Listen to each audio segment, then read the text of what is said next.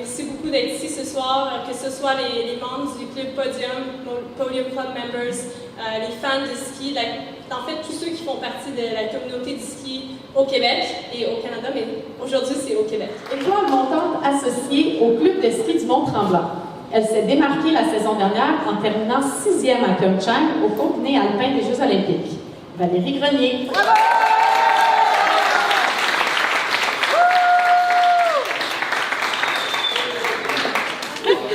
Je m'appelle Valérie. Allô. L'année passée, toute une année, sincèrement, là, ça va sûrement être rentré dans un calendrier spécial parce que tu as vécu beaucoup de choses, tu as eu des beaux rendements. Lequel, sûrement, là, tu vas avoir quelques moments spéciaux, mais celui qui t'a le plus donné, disons. Certainement, c'était ma 6e position aux Jeux olympiques. C'était tellement inattendu pour moi. On dirait 6e, c'est que j'en viens toujours pas. Mais en même temps, c'est vraiment une bonne discipline pour moi, donc je voulais extrêmement bien faire, puis ça s'est passé, donc j'étais super contente. Puis est-ce que tu avais parce que c'est sûr, aux Jeux olympiques, vous faites déjà beaucoup de Coupes du monde, puis déjà vous rencontrez les mêmes compétitrices aussi, un peu, les mêmes skieurs sur le même parcours. Là, est-ce qu'il y avait un cran de nervosité un peu plus, encore aussi les Jeux olympiques, ou si tu as embrassé cette journée-là disant je fais ma compétition? Ben, c'est certain que quand tu sais que tu es aux Jeux olympiques, c'est comme, il y a un peu plus de stress, c'est comme une big deal, mais je pense que j'ai quand même assez bien vécu avec. Ouais, c'est ça, selon moi, mais en même temps, des fois, je pense que oui, mais je sais pas si tu m'as déjà entendu dire pendant un de mes entrevues, mais pendant le combiné, pendant la descente du combiné, je pensais que j'avais vraiment complètement foiré un de mes virages, puis ensuite j'étais comme, oh mon Dieu, t'as tout foiré, genre c'est fini, tu devrais juste te rendre en bas, puis whatever, tu sais, fait que j'ai juste, ouais, c'est ça, fait que j'ai on dirait que c'est comme j'ai relâché, puis j'ai juste laissé les choses se passer jusqu'en bas. Puis là, j'étais arrivée en bas, puis j'avais vraiment un bon résultat, puis j'étais comme, oh wow, ok, je sais pas trop ce qui s'est passé. Puis là, ensuite, ça a vraiment bien été dans le slalom aussi, donc ça m'a mis en 6e. Donc je pense que j'ai réalisé que peut-être que j'aurais pu être un petit peu plus calme finalement, parce que c'est à ce moment-là, dans la descente, que aussitôt que j'ai vraiment relâché puis que je me suis calmée, c'est là que ça a bien été. Donc peut-être que j'étais un peu plus stressée que je l'avais réalisé. Puis dans le fond, ça fait partie aussi d'un niveau un peu plus élevé dans les compétitions, puis tu vas les transporter avec toi dans tes Coupes du monde, j'imagine, que la préparation mentale versus quand tu as un cran de stress plus élevé, est encore plus exigeant presque que la participation physique, là, si tu veux. C'est vrai, non, le mental, ça fait vraiment une grosse différence dans notre sport, ça peut tout changer. Vraiment, puis t'es à 6e, même nous, on a été comme un peu surpris quand t'es arrivée, on était surpris de ta façon d'être surprise en bas, mais c'était inespéré, là, t'étais comme 4e en arrière de Michaela Sheffield, c'était énorme, c'est beaucoup. Puis d'après moi, tes objectifs à ce moment-là d'aller au jeu étaient de quoi? Tu disais, je pense pas que j'avais des objectifs spécifiques. J'étais juste comme, tu sais, c'est mes premiers jeux, je veux faire du mieux que je peux, puis je veux vraiment profiter de l'expérience, puis pouvoir commencer, disons, pour les prochains. Mais non, 6e, c'est comme. Beaucoup. Puis après, par la suite, ça continue. Ta saison, tu as fini très, très bien. Oui, c'est ça. J'ai vraiment une bonne fin de saison.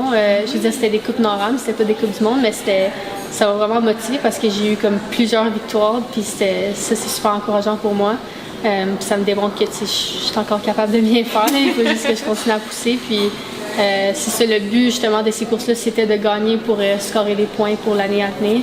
Puis j'ai réussi, donc je suis extrêmement contente. Là, ça me donne encore plus de confiance justement parce que là, je vais avoir des meilleurs départs pour les Coupes du monde. Puis ça va aider beaucoup. Oui, effectivement. Puis là, comment justement, là, on est post-Jeux olympiques, comment que tu vois ta saison 2018-2019? Mais vu que je reviens d'une opération en ce moment, je pense que en ce moment, je prends mon temps un peu, mais c'est certain que quand la saison va commencer, je vais pas vraiment prendre mon temps, je vais vouloir y aller à fond. Mais c'est ça. Je pense que vu qu'on vient d'avoir une année olympique, c'est un petit peu comme un fresh start. C'est ça. On repart à zéro un peu. Puis surtout que je me suis fait opérer, on dirait que je me ressens encore plus comme ça. Mais en même dans un protocole aussi de convalescence par rapport à cette opération-là, t'avais-tu besoin d'attendre un temps, d'un délai? Ben c'est ça, c'est vu que justement c'est une année olympique, évidemment je ne voulais pas me faire opérer avant parce que j'aurais techniquement pu l'été passé, mais j'ai pris la décision de juste trouver une manière de survivre, de skier pendant la saison. Puis performer aux Jeux olympiques. Oui, c'est ça. Fait que c'était difficile. Là, j'ai vraiment eu des hauts et des bas. C'était pas ma meilleure saison, honnêtement, avant les Olympiques. J'ai eu beaucoup de douleurs, donc c'était pas vraiment encourageant, disons. Mais c'est pour ça vraiment que j'ai pris la décision de me faire opérer après les Olympiques parce que je pensais pas vraiment qu'il y avait d'autres options pour moi. OK. Fait que vraiment, on parle ici de l'opération au niveau de ton... Oui, c'est mon tibia gauche. C'est pour le syndrome des compartiments, mais c'est aussi mon nerf qui était coincé. Donc, là, ça mettait de la pression à chaque fois que tu fais un mouvement ou tu pèses dans ta botte? Oui, ben c'est ça. C'est comme toute la pression. Puis ensuite, c'est comme le nombre de temps, un peu comme le plus longtemps que je suis dans ma botte ou comme... Par exemple, pendant vraiment une longue descente, c'était vraiment difficile. À la fin, je ne pouvais même plus comme rester dans ma position de tuck tellement ça faisait mal, comme des trans-squats. Donc, c'était quand même pas facile. Tu as été opérée cet été? Oui, en avril. Puis là, OK, fait que là, c'est vraiment... En processus de guérison, c'est fait. Fait que tu peux commencer tout de suite sans délai, dans le fond, ton entraînement? Ben, j'ai manqué des camps d'entraînement pendant l'été. Les filles sont allées en Europe 2 fois, puis ensuite au Chili. Moi, je suis allée en Europe la deuxième fois qu'elles sont allées, mais c'était seulement pour tester du nouvel équipement, comme mes bottes puis tout ça, parce qu'on a fait des changements. Puis on a comme fait des languettes et des... comme spécifique à moi pour aider aussi. Ça. Donc ça, c'était vraiment une bonne idée d'y aller parce qu'on n'aurait pas pu le faire au Chili parce que le gars qui fait ça, il est en Europe. Donc je suis juste allée là quelques jours, j'ai comme testé les bottes en ski libre, puis ensuite c'était tout.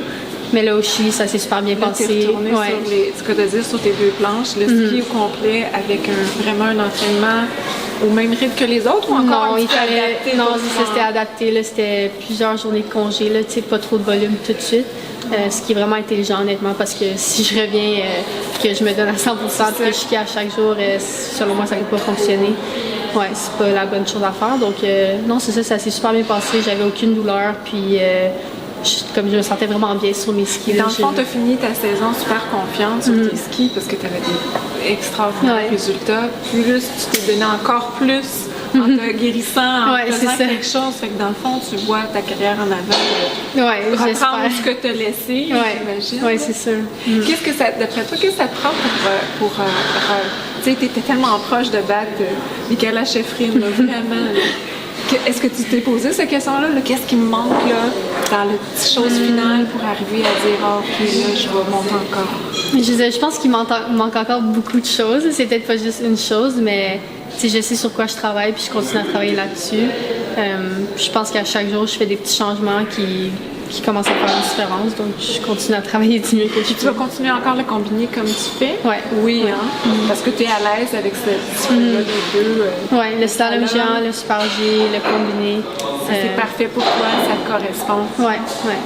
C'est certain que je peux pas faire trop de slalom. C'est pas... Je veux dire, c'est comme on dirait difficile, c'est pas la meilleure chose pour mon corps justement, mais j'en fais pour le combiné. Donc, je vais quand même m'entraîner, évidemment. Là, tu as vraiment fini sur une belle note. Merci beaucoup. Merci. T'es pétillante. C'est tellement le fun à regarder. Merci beaucoup.